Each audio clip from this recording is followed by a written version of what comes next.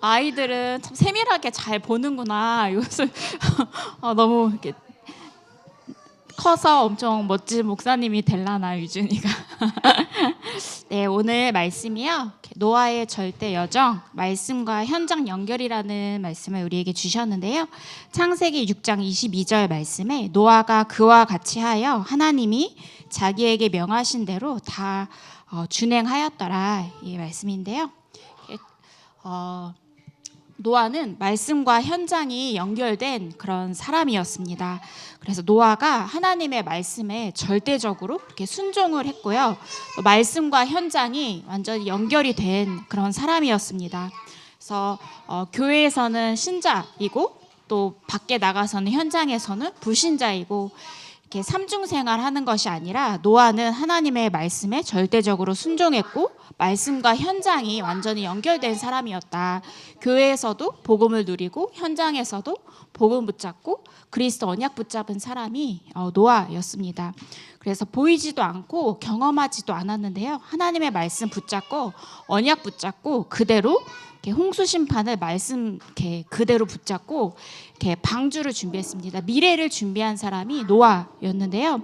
그래서 주변 사람들이 얼마나 비웃었는지, 왜냐하면 바다에다가 짓는 게 아니라 산 꼭대기에다가 이 엄청나게 큰 운동장만한 잠실 운동장만한 그 방주를 지으니까 또 수십 년에 걸쳐서 지으니까 얼마나 사람들이 미련해 보이고 막 비웃었겠어요.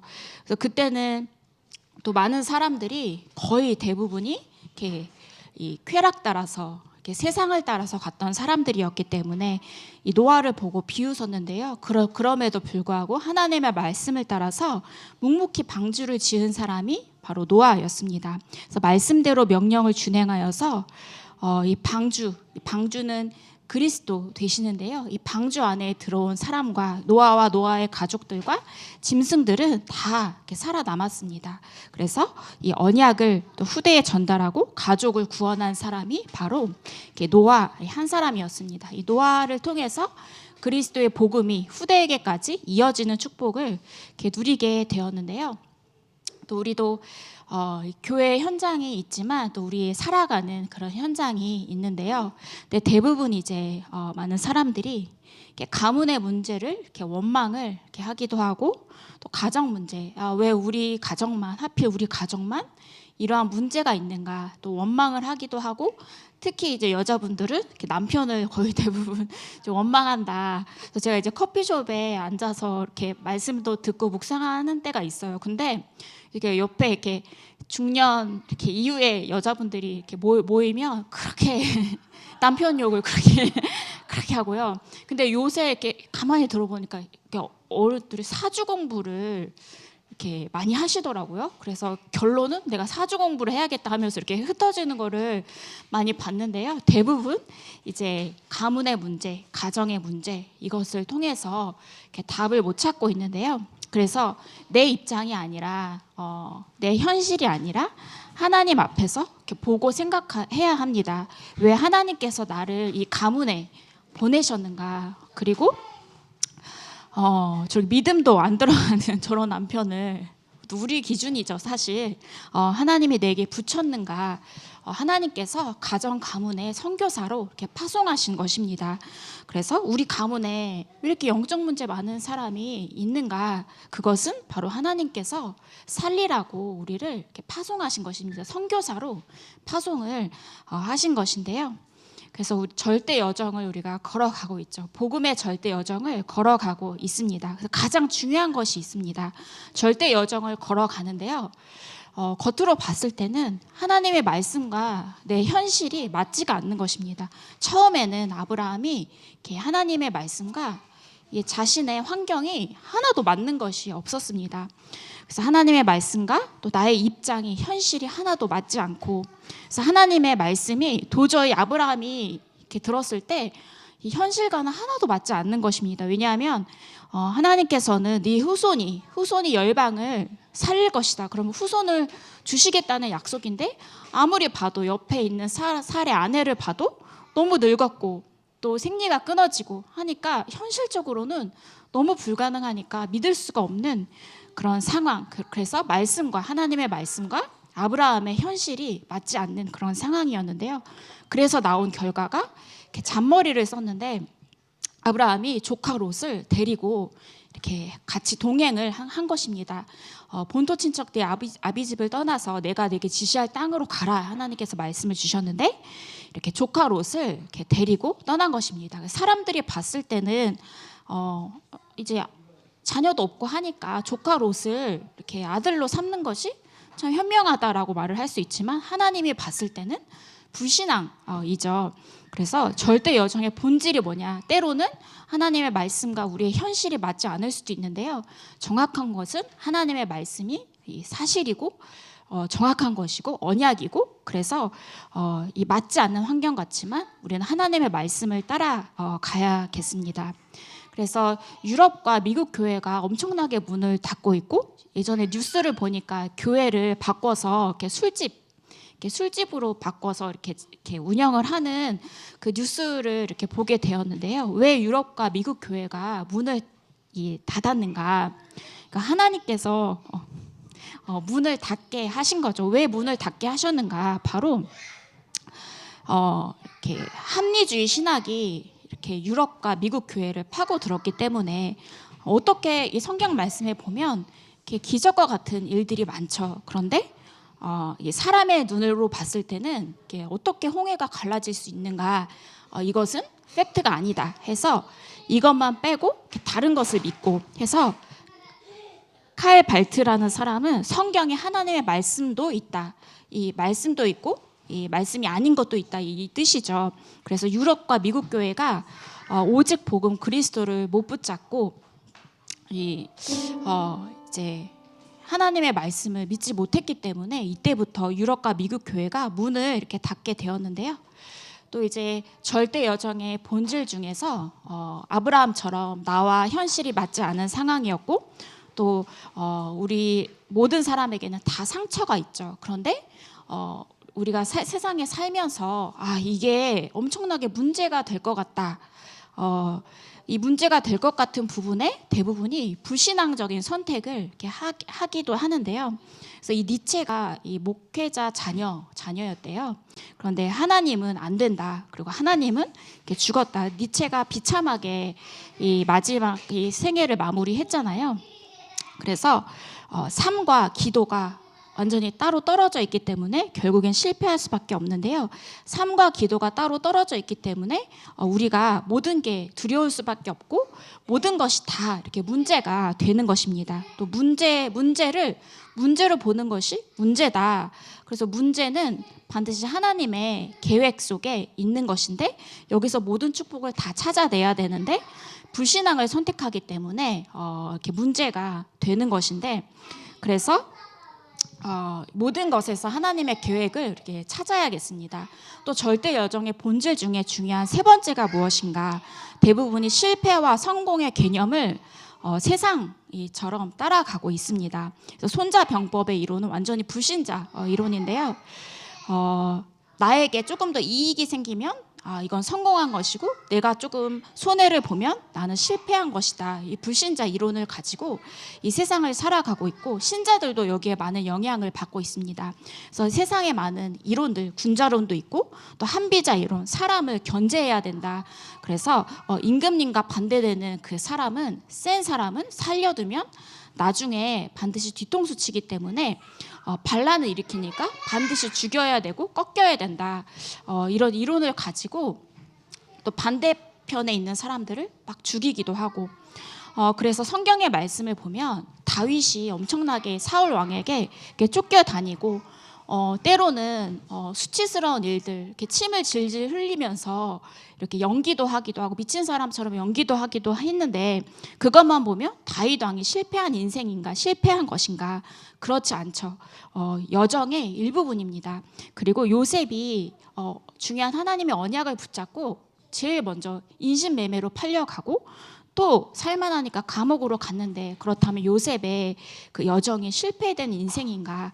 그렇지 않죠. 실패된 인생이 아니라 하나님의 언약이 성취되는 그 여정 속에 있는 것인데, 이 실패와 성공의 개념을 가지고 우리가 세상에 그 이론을 적용하게 되면 반드시 중요한 것을 놓칠 수밖에 없는데요.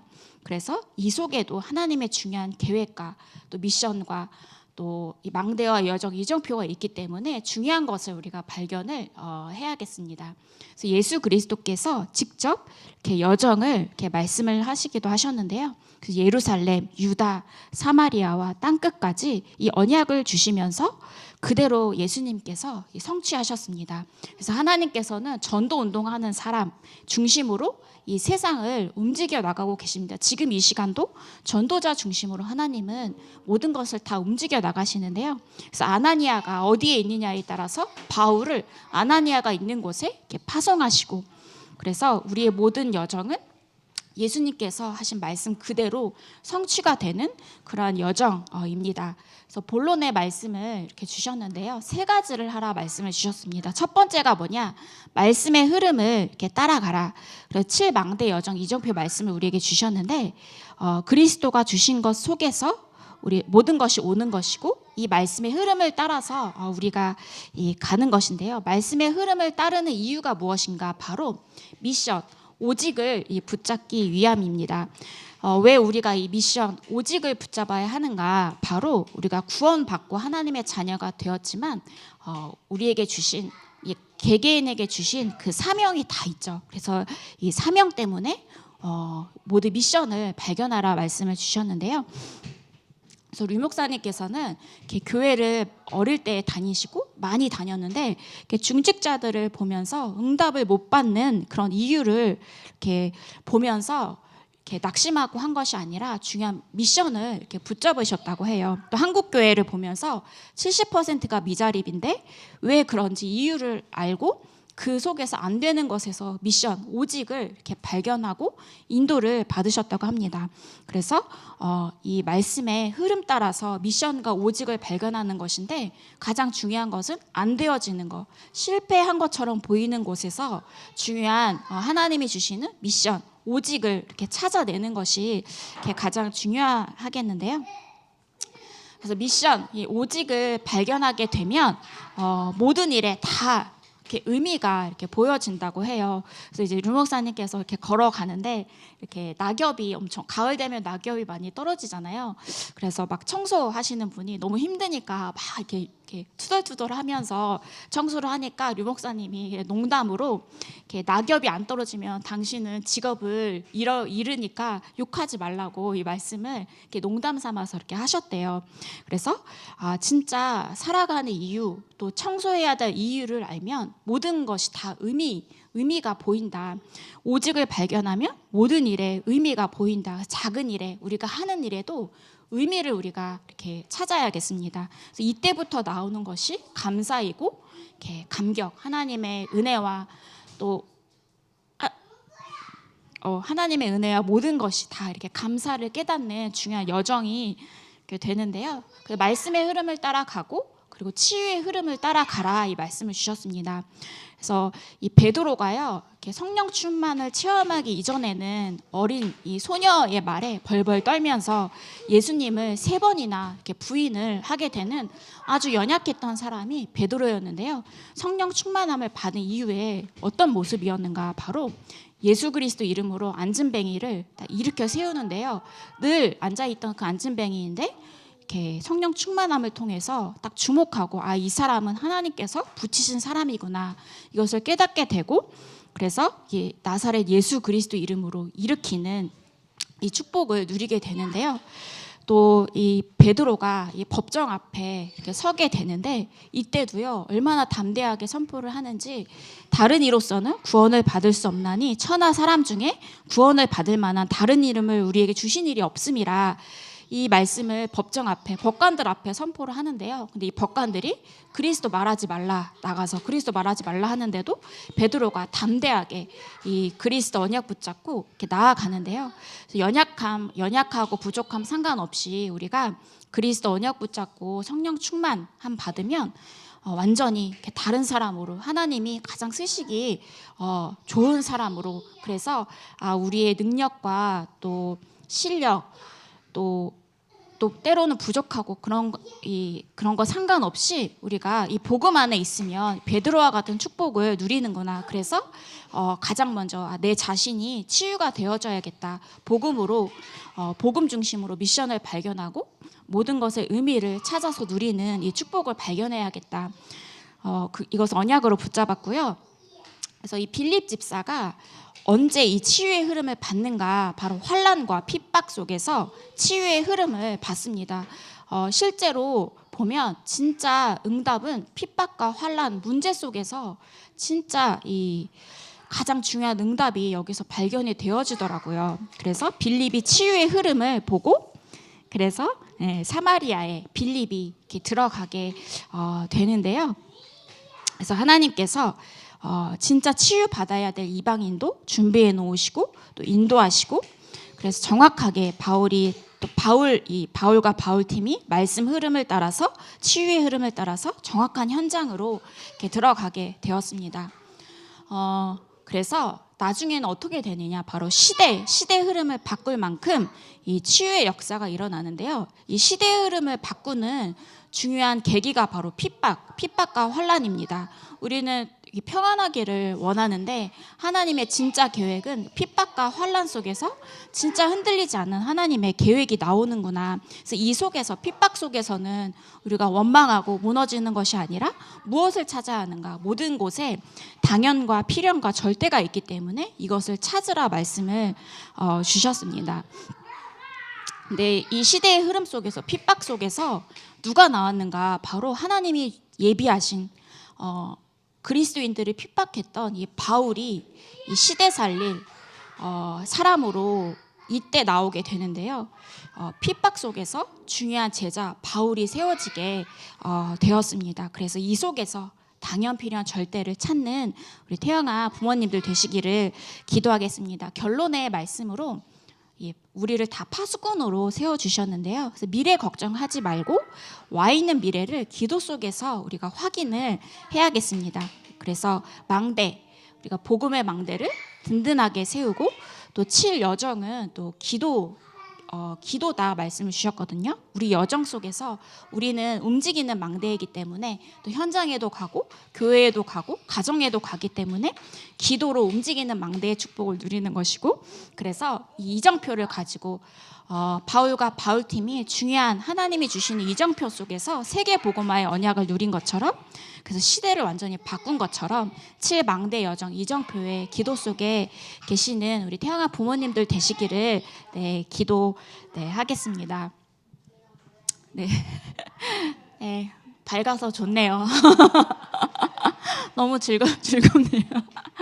네, 기도하고 우리 구역공과 말씀 듣겠습니다. 하나님 아버지, 감사를 드립니다. 이 노아가 하나님의 말씀을 붙잡고 이 말씀이 현장에서 성취된 것처럼 우리도 하나님의 언약, 예수 그리스도의 언약을 붙잡고 이 가정을 살리고 현장을 살리고 가장 중요한 우리 자신을 파수꾼으로 세우는 귀한 우리 태영아 부모님들 되게 하여 주시옵소서. 하나님 아버지, 하나님이 주시는 언약의 말씀을 굳게 붙잡고 모든 곳을 다 살리고 예수 그리스도의 빛을 전달하고, 특히 하나님이 주신 이 자녀들에게 또 가정, 가문에 예수 그리스도의 빛을 전달하는 이 귀한 부모님들 되어지게 하여 주시옵소서. 또 가정과 가문의 모든 상황을 하나님께서 아시오니 그 속에서 오직을 또 찾고 발견하게 하시고 모든 작은 일 속에도 하나님의 의미를 깨닫게 하셔서 모든 것이 다 발판되고 살리는 축복으로 이어지게 하여 주시옵소서. 권세 있는 주 예수 그리스도 이름으로 기도합니다. 아멘.